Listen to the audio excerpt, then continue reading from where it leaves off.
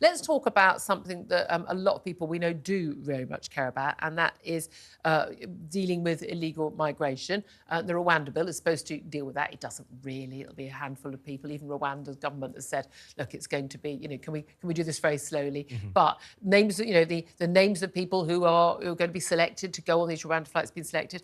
Last night, MPs went into the lobby voting chambers in the House of Commons 10 times to overturn 10 key Lords amendments to the Rwanda bill. So it's back in the Commons. It then goes, I do said it then goes back to the Lords, but there'll be more votes on Wednesday as well, as Labour are whipping to actually have some more amendments in the Commons on the bill. This is the whole thing they call ping-pong in the Commons. Now, we know eventually it is the Commons that will win, and we know that the Tories do have a big majority. And even with the likes of, the Robert Bucklands and others, voting against some aspects of the measures. This is a strong Conservative measure. It should get through. Do you think those flights are ever going to actually get off the ground, though? And will it make even the tiniest bit of difference? I think that's the problem, isn't it? Because even if everything goes wonderfully to plan from here on out, at least, even if they stave off this Lord's rebellion, even if they get their first flight off, even if they get that paltry 150 people over to that one particular currently kind of mothballed, empty hotel/hostel that they've got out there. I want to go and stay at a hotel in Rwanda. I've heard a lot about it. It won't make the blindest bit of difference. It won't make the blindest bit of difference to the problem because, as we've described, these are quite small numbers. The theory is there's going to be a deterrent, but... Yeah. But the small numbers means it's not a deterrent. It would imply that it's not going to make much difference. But also, in terms of electorally, we all know that even if, as I say, everything went perfectly to plan, he's not going to get any credit for this. People are rightly going to intuit that he's still not really on top of the problem. It's just taken on kind of symbolic significance. We have to get one flight off before, at least one flight off before the next election. People have seen through it, though. Even if it does happen, they know that they have failed to tackle this so far. They know that this is really scratching at the surface of the problem. They're not going to reap any electoral benefit for it, having gone through all of that pain and slog of getting it to that point. And also the bandwidth of government. We heard a lot about, how much the Downing Street, because the government is so centralised now, how much they can actually do with it at any one time.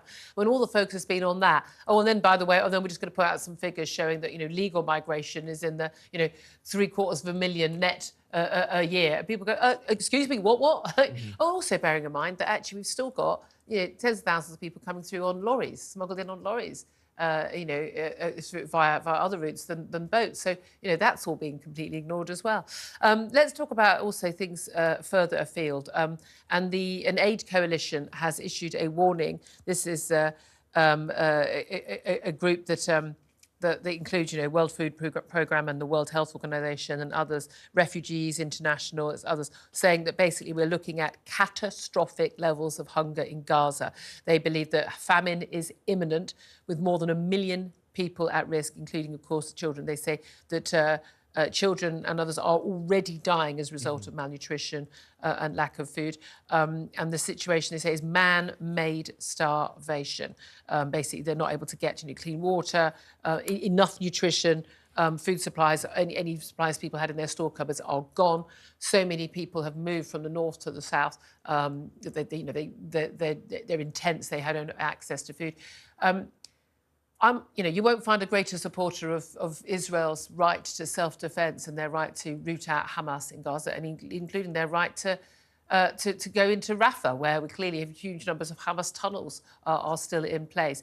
But there is also a duty on Israel, is there not, to make sure that innocent civilians don't starve to death. We cannot allow that to happen on our watch, can we? Oh, absolutely. And whilst it's one of those issues where I don't think there's always full consideration given to the difficulty of trying to kind of square this circle, where you do have a war zone, you do have a situation where you're trying to take out an enemy which they're completely within their rights to try to take out.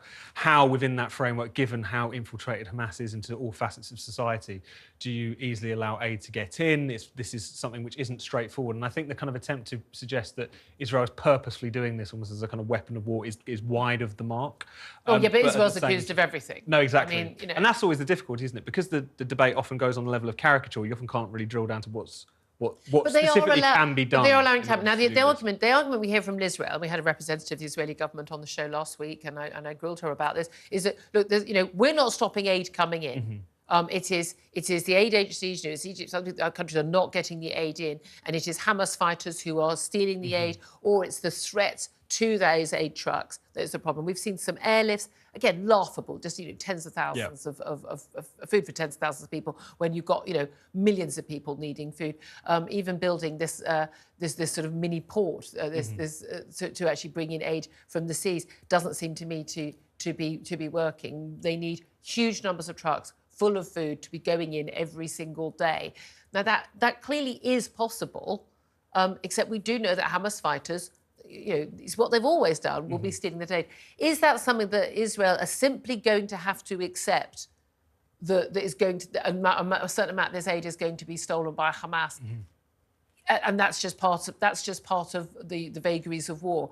Or is it the case, actually, that Hamas are deliberately stealing this food because they want, as they've been happy to do in terms of using their civilian population as human shields, they actually are quite happy for people to starve to death, because the images go around the world, Israel is blamed, and then Hamas has their work done for them in the PR front. I think that's really important. I think any assessment of how Israel goes from here always has to be prefaced with that point, which is to say that they're up against an enemy which is very willing to sacrifice their own civilians, very willing to put them in harm's way. Eager to, almost. Exactly. The propaganda win is more important to them than those people's lives. So whatever criticism that we should level at the Israeli government for its handling of this particular crisis, I think it's important that we bear that context in mind, because it adds this incredible layer of complexity to anything that it is. Indeed. I also want to talk about Donald Trump. He, in that New York fraud case where he's basically found his sons and his business, Trump Organization, found to have basically overplayed how much their properties and their businesses were worth to get cheaper loan deals. And of course, they underplay them when it comes to tax. So he's facing a bond of $464 million while he appeals. So the deal in America is he has to pay the money that is the fine. He has to pay that money while the appeal is going ahead, so that if he loses the appeal, that money is already paid.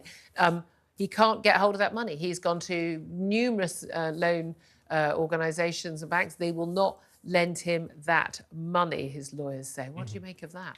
Well, it's just a reminder of how if you're someone who's so kind of in the sights of all of officialdom, all of the law, or whatever as Donald Trump is, he has sort of been declared kind of public enemy number one by various elements of the establishment. Some of these cases, of course, are real and genuine. Some of them are sort of trumped up and political. He's someone who's a lot easier to attack because there are quite a few dodgy dealings that they engage with over the years. But if you're in a situation where that person becomes so untouchable that they can't even properly defend themselves, that does become a big issue. And also with all of these cases, this one is a bit of a reminder. There's such a wide array of them. They started off with saying he's a threat to democracy. Yeah. He's like a orange Mussolini and he needs to be taken out. And now he tried to sell flats by claiming that the study was actually a third bedroom. It's something like this where you kind of realise there is genuinely a kind of get Trump. Oh, there's no doubt at all. I also think that he's probably banged to rights on most of these ones. But I'm wondering whether this has any sort of analogies with, with Nigel Farage, unable to get, being, thrown out by his bank at the time, by Coots, and whether this is it. We know that Donald Trump for years wasn't able to get loans in America. He had to go to Russia, which is what started all those Russian conspiracy theories.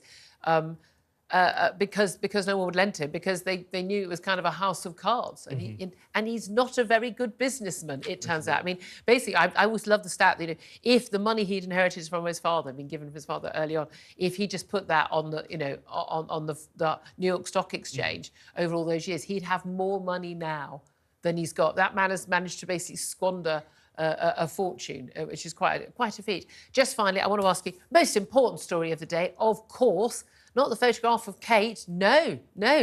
Photograph of the new James Bond. It turns out, ladies, if you're paying attention, the name's Johnson, Taylor Johnson.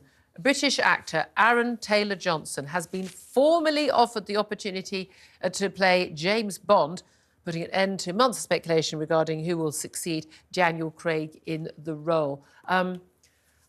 Generally talking to the ladies in the office, gents, feel free to give an opinion, including your good self, Tom. We have very big issues with the long hair. We are not... Nothing wrong with that, chaps. We're not convinced that James Bond has long hair. I'm assuming it'll be cut. Presumably. I mean, they can't...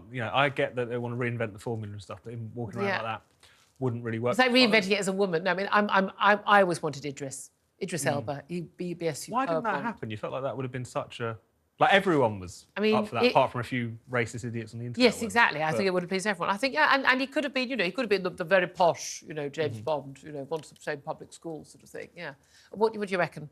Well, Aaron Taylor-Jones. I don't think I've seen him in anything. It's a bit hard to judge. I was slightly alarmed by the fact that he's only about a year older than me, so I'm going to be confronted with the fact in not too long distant future of James Bond being younger He's 33. I was quite encouraged by the fact, though, that apparently his wife is 56, so hope for me, yes. Hope for me, yes. I could marry a Bond. Yay!